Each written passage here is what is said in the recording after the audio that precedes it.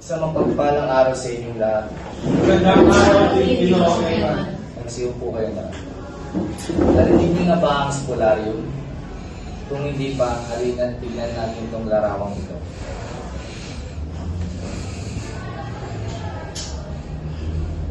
Alam niyo ba, ito ay nilikha ni Juan Luna taong 1884 kung pagmamasdan mabuti ang bawat detalye ng larawang ito ay ang isa sa may isip natin ay ang kalungkutan. Higit sa lahat, panginibabawan nito ng mental darkness. Binibining si Ma'am. Ginoong Eman, paumanhin kung tatanong ko. Pero ano ang kahulugan ng mental darkness sa larawang pinakita mo? Maganda ang iyong katanungan, binibining si Mangka. Ang mental darkness ay simbolo ng kaharian ng kawalang kaalaman at kawalan ng malay sa mga pangyayari sa paligid. Sa madaling salita, ito'y pagbibigay din sa kamalian at kawalang kaalaman ng mga tao sa kanyang kapaligiran. Maaaring iba pa ang maging interpresyon ng pinturang ito. Kaya't mas palawakin natin kung ano ang nalalaman na natin. Halina't samahan niyo akong tuklasin pa ang misteryosong mundo ng spolarium na ito.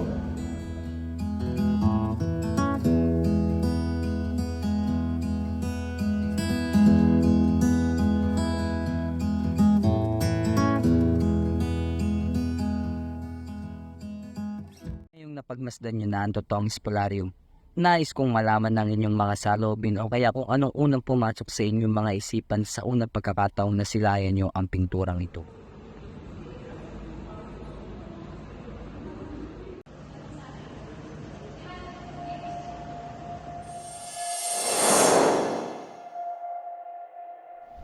Sa bawat araw ng aking pakikipaglaban, marami akong taong nakakasalamuha at hindi nakakaligtas sa pang-aapi ng lipunan.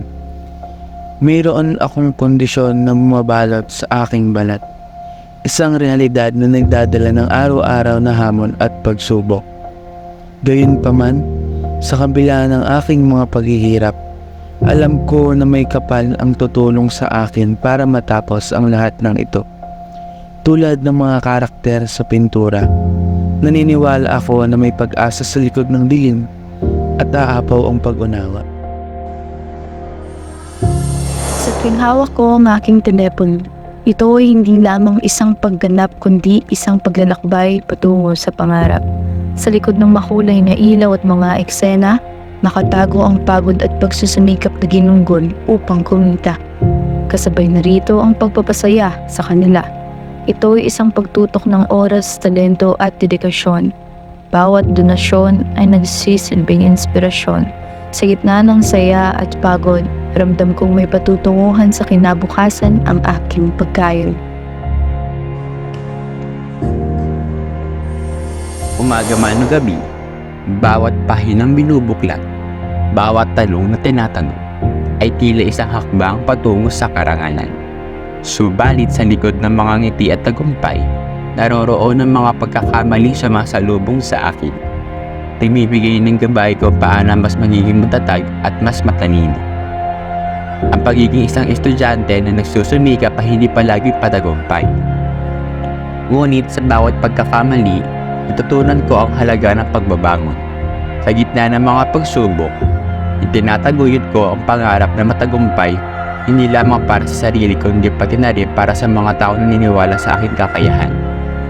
Naniniwala ako na bawat pagbagsak at pag-angat, dumarami ang kulay ng tagumpay na tila isang magandang pinta ng buhay.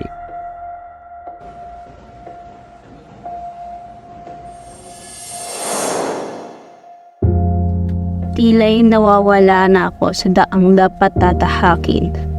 Ang kakulangan sa pera ay isa lamang sa mga unos na bumabagabag sa akin. At sa tuwing inuukit ko sa aking isipan kung paano ito malalampasan, nagiging parang masalimuot na labirinto ang aking nararamdaman. Isa pang pagsubok ay ang kapatid kong tila manhid sa aming paghihirap. Hindi niya nararamdaman ang bigat ng bawat gastos na walang katapusan at sa tuwing kinakailangan naming magtinaw at magtiyaga. Siya naman ang tila laging nag-aakalang ang lahat ay madali.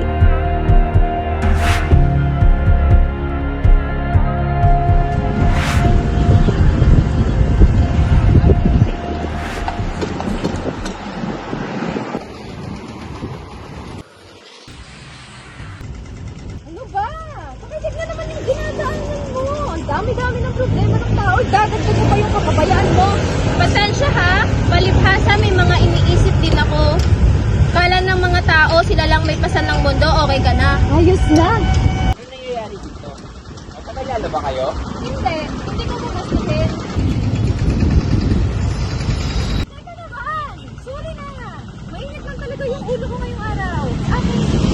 Alam nyo, para lumamig kayong dalawa, may alam akong doon tayo mag-usap-usap. Upo muna tayo.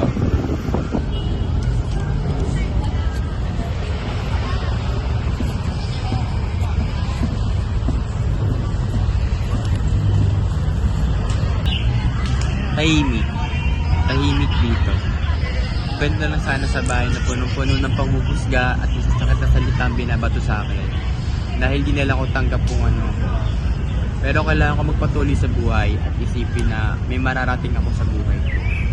Ako man, kahit masaya buhay ko sa labas, may mga problema pa rin na sumasagi sa isip ko at hindi nawawala. Minsan nga di ko kinakaya yung problema na meron ako. Parang gusto ko na lang magpakamatay. Pero na-realize ko na hindi pala yun yung solusyon para malagpasan ang problema na meron ako. Kayo rin pala, no? Biktima rin kayo ng mga sitwasyon na hindi nyo ginusto. Ako man, ilang beses ko nang sinubukan takbuhan, taguan, takasan yung mga problema ko. Pero hanggang ngayon, nandito pa rin ako gapang ng gapang, gaya ng mga tao sa painting ng Spoliarium na nakita ko. Alam nyo, graduating student na sana ako. Hindi lang ako tinalikuran ng pamilya ko. Ang hirap, ang dilim kapag mag-isa ka. Nagtatrabaho nga ako, pero nauubos naman ako. But still, at the end of the day, at least may progreso. Tama na nga! Ang OA na lang sinasabi ko.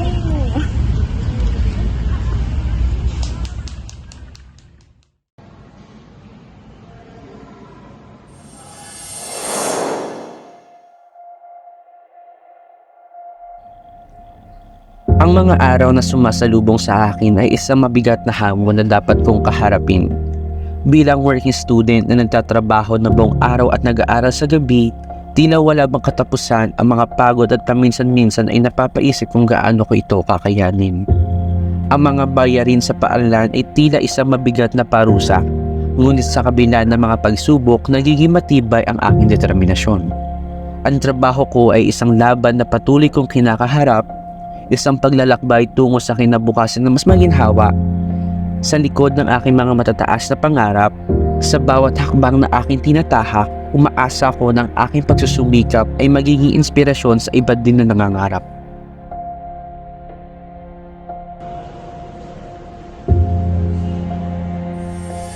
Ako'y lumipad at nagbaybay sa landas na itinatawid ng puso ko patungo sa ibang bansa. Isang OFW na kasambahay at tagapag-alaga ng bata na nagdesisyon na magtungo sa malayong lugar, iniwan ang kinagisnan, ang mga yakap ng pamilya at ang malamig na simoy ng hangin sa ating baybayin. Sa tuwing hinaharap ko ang pagod at pangungulila, iniisip ko ang mga mata ng aking mga iniwang mahal sa buhay at ang pangarap na sa bawat luhang idinadaing ko, makakamtan namin ang maginhawang buhay. Bagamat puno ng hirap at sakripisyo, ang pagtahak sa landas na ito ay isang malalim na pangako sa magandang kinabukasan.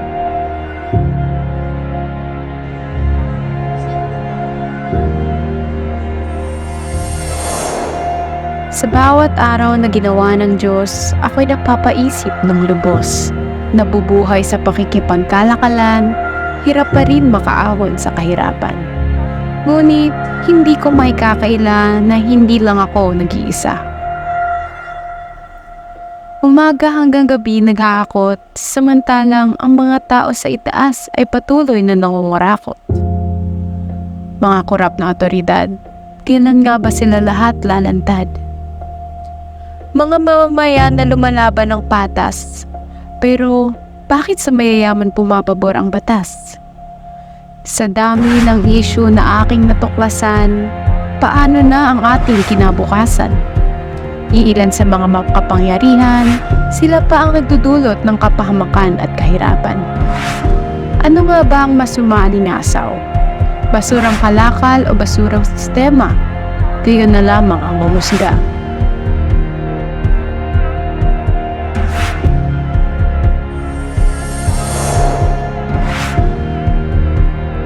Ang mga balita tungkol sa mga patayan ay umuusbong sa kanil at sa mga balita kahit na hindi may kakailan na problema sa droga. Hindi talaga kasang-asang-ayon ang extrajudicial killings. Ang hustisya ay hindi nagpapakita, walang paglilitis para sa mga nawawalang buhay.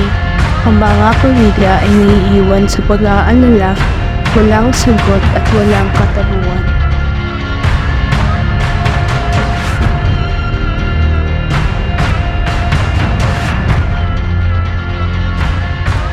Ng ating nabanggit, ang spolarium na ito ay nilikha ng nag-iisang pintor na si Juan Luna. Ito ay pininta niya sa loob ng 8 buwan na kung saan nakikita ang pagkamatay ng maraming gladiators.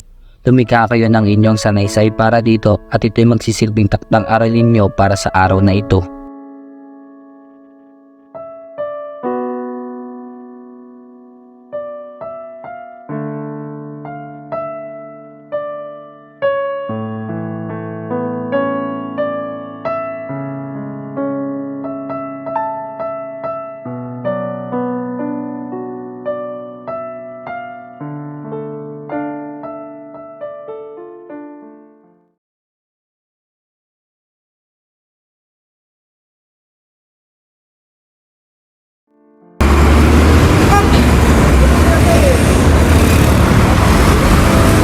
Sa tinagal-tagal ng panahong nakasama natin ng mga tsuper, bakit ngayon pa sila tatanggalin? Sa lipunang puno ng pagbabago, pati pala ang nakasanayang transportasyon ay imomordernisa. Lahat nakikibaka, lahat nakikisa. Kailan ba sila makikinig sa boses ng masa? Jeepney Pace ba ang solusyon para sa napakadami suliraning meron ang bansang ito?